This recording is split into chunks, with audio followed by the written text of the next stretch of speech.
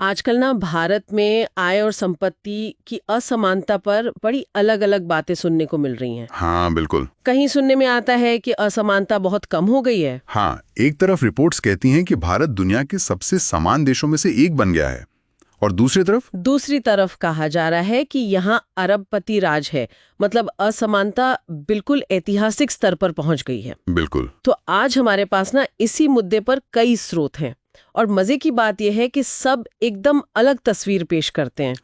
जैसे विश्व बैंक के बिल्कुल ताजा आंकड़े हैं, फिर वर्ल्ड इनइक्वालिटी लैब मतलब WIL, उनका एक डिटेल्ड अध्ययन है। अच्छा। और एक तीसरा विश्लेषण भी है जो भारत के अपने घरेलू आय सर्वेक्षणों पर आधारित है।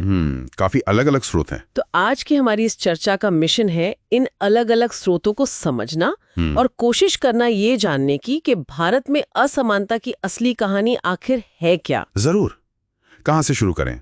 विश्व बैंक से। गुणांक वो नाटकीय रूप से मतलब काफी तेजी से गिरकर 25.5 हो गया है। 25.5, ये तो बहुत ही कम लगता है। ये गिनी गुणांक होता क्या है आसान शब्दों में? देखिए, ये 0 से 100 के स्केल पर असमानता को मापता है।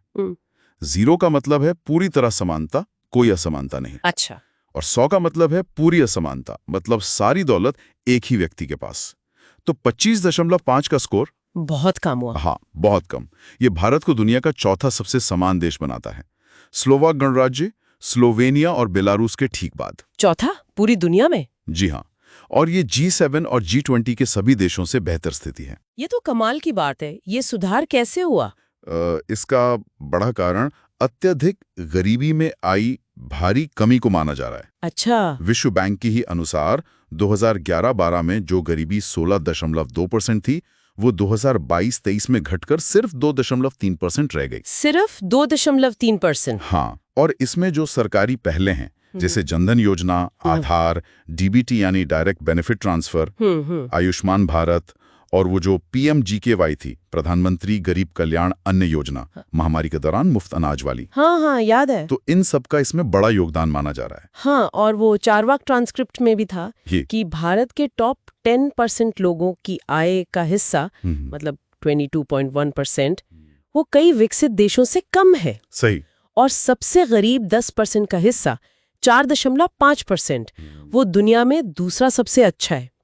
तो ये आंकड़े तो बड़ी पॉजिटिव तस्वीर दिखा रहे हैं। बिल्कुल, इस नजरिए से देखें तो तस्वीर काफी सकारात्मक है। लेकिन फिर कहानी में एक बड़ा ट्विस्ट आता है। वर्ल्ड इनइक्वालिटी लैब की रिपोर्ट से। हाँ, WIL का 2024 का paper, income and wealth inequality in India 1922-2023, the rise of the billionaire Raj. ये क्या कहता है? बिल्कुल उल्टी बात। बिल्कुल। ये अध्ययन जो है, ये राष्ट्रीय खातों, टैक्स डेटा, सर्वेक्षणों और फोर्ब्स जैसी अरबपतियों की सूची को मिलाकर असमानता का अनुमान लगाता है। अच्छा, मिक्स्ड मेथड है। हाँ, और इसका निष्कर्ष है कि 1980 के दशक से असमानता लगातार बढ़ी है और 2000 के बाद से तो मतलब आसमान छू रही है। कितनी, कोई आंकड़े हैं? हाँ, उनके हिसाब से 2022-23 में जो टॉप 1% लोग हैं, उनके पास देश की 22.6% आय थी। 22.6%? हाँ, सिर्फ टॉप 1% के पास। विश्व बैंक तो टॉप 10% का हिस्सा इससे कम बता रहा था। जी, और संपत्ति हिस्सेदारी तो और भी ज्यादा, 40.1% टॉप 1% के पास। 40%? हाँ, और ये दोनों आंकड़े ऐतिहासिक रूप से सबसे ऊंचे स्तर पर हैं। वो तो यहां तक कहते हैं कि भारत की टॉप 1% आय हिस्सेदारी दुनिया में सबसे ज्यादा है। दुनिया में सबसे ज्यादा? मतलब दक्षिण अफ्रीका, ब्राजील, अमेरिका, इन सबसे भी ज्यादा। बाप रे, इसे अरबपति राज क्यों कहा गया?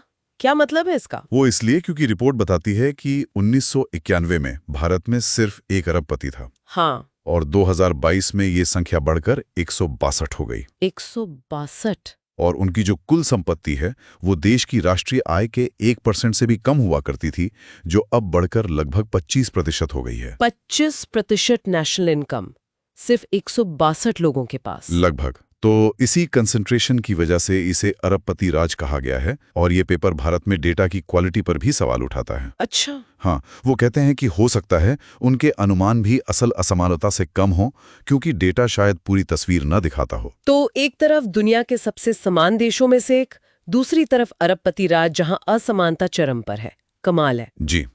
अब एक तीसरा नजरिया भी है, PRIC का, people research on India's consumer economy. उनका 2025 का पेपर है जो घरेलू आय सर्वेक्षणों पर आधारित है।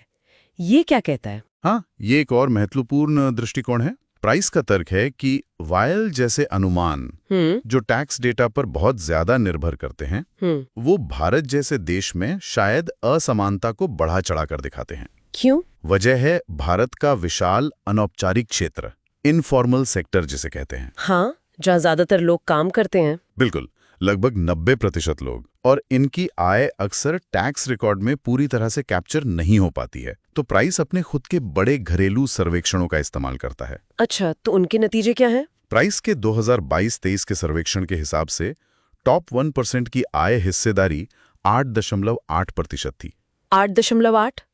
वायल के 22.6% के मुकाबले तो ये बहुत कम है। हाँ, काफी कम। और निचले 50% की हिस्सेदारी 21.9% थी, जो वायल के 15% के अनुमान से ज्यादा है। तो प्राइस क्या कह रहा है? असमानता कम है। वो ये कह रहा है कि असमानता वायल के अनुमान से तो काफी कम है, लेकिन विश्व बैंक के जो आंकड़े हैं उनसे ज्यादा है। अच्छा, मतलब बीच का रास्ता। हाँ, एक तरह से बीच की तस्वीर पेश करता है। और एक और दिलचस्प बात उनके डेटा में ये है क्या कि कोविड-19 महामारी के दौरान असमानता, उनका गिनी गुणांक 0.528 था, मतलब काफी बढ़ गई थी। हाँ, लॉकडाउन वगैरह की वजह से शायद।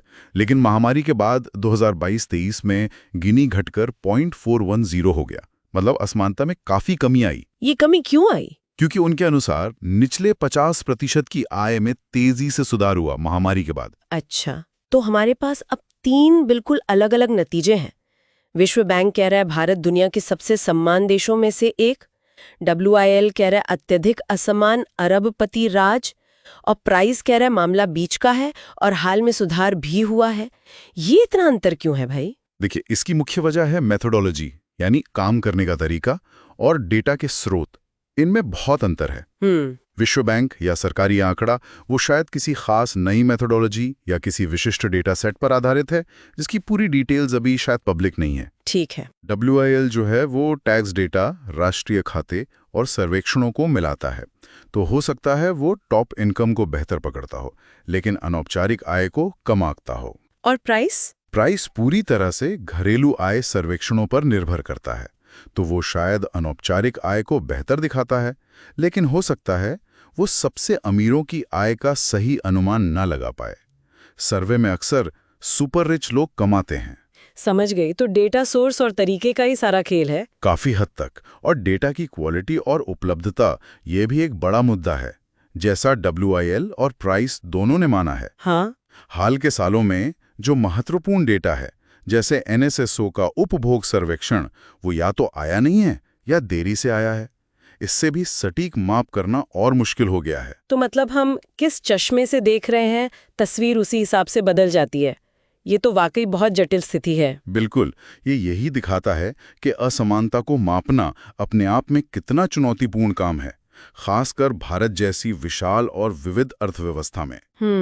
हर तरीके की अपनी सीमाएं हैं, अपनी ताकतें हैं, और अलग अलग तरीके अलग अलग निष्कर्ष दे सकते हैं। तो आखिर में ये सवाल मन में आता है कि जब असमानता की बुनियादी तस्वीर पे ही इतनी बहस है, इतनी अलग अलग राय है, तो फिर उसके आधार पर सही नीतियां कैसे बनेंगी? ये एक बहुत बड़ा सवाल है। शायद ये पूरी चर्चा इस बात पर जोर देती है कि हमें कितने भरोसेमंद, नियमित और पारदर्शी आंकड़ों की जरूरत है। बिल्कुल, ताकि हम समाज की जो प्रगति है, जो चुनौतियां हैं, उन्हें सही मायने में समझ सकें। हाँ, और तभी तो उनके आधार पर सोच समझकर सही कदम उठाए जा सकते हैं। ये वाकई सोचने वाली बात है।